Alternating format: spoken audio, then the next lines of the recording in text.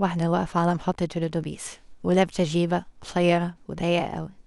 ايه الأتوبيس حاولت ترفع رجلها عشان تطلع، ما قدرتش عشان الجيبة ضيقة. مدت ايدها ورا وفتحت السوستة شوية وحاولت ترفع رجلها، برضو ما قدرتش. مدت ايدها ورا تاني، فتحت السوستة شوية كمان وحاولت ترفع رجلها، برضو ما قدرتش. مدت ايدها ورا تالت مرة وفتحت السوستة كمان وحاولت ترفع رجلها، برضو ما قدرتش. واحد تخين واقف وراها راح شايلها ورافعها على سرير الأتوبيس. اتدورت وراحت لطشة بالقلم وقالت له: انت ازاي تمد ايدك عليا وتلمسني؟ انت تعرفني؟